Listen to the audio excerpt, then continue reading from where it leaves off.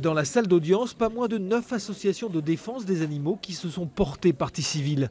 Mais le sort du berger Beauceron ne sera pas examiné. Le 1er avril 2017, à la SPA de Verson, un cas avait été retrouvé poignardé gisant dans une mare de sang. L'acte criminel d'un visiteur anonyme.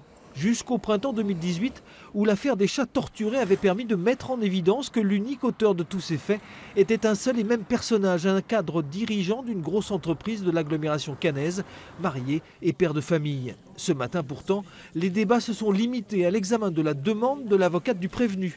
Atteint de maladie de Parkinson, le traitement médical suivi par son client pourrait pourquoi pas expliquer des gestes si cruels. Divers effets secondaires ont été décrits par plusieurs études scientifiques. J'ai la conviction aujourd'hui que les faits qui ont été commis par M. Leyt ont à tout le moins altéré son discernement au moment où ils ont été commis, et notamment par l'effet de ces traitements médicamenteux. Et une impossibilité pour l'auteur des faits, pour le malade atteint de la maladie de Parkinson qui se trouve sous ces traitements, eh bien de contrôler des pulsions.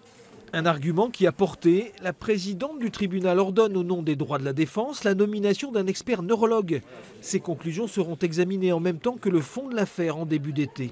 La SPA de Basse-Normandie, de son côté, se montre hermétique à cet argumentaire.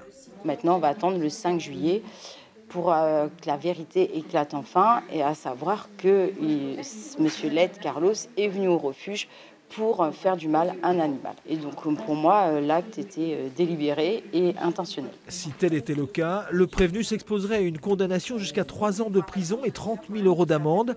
Une expertise favorable, en revanche, pourrait permettre d'atténuer, voire annuler sa responsabilité.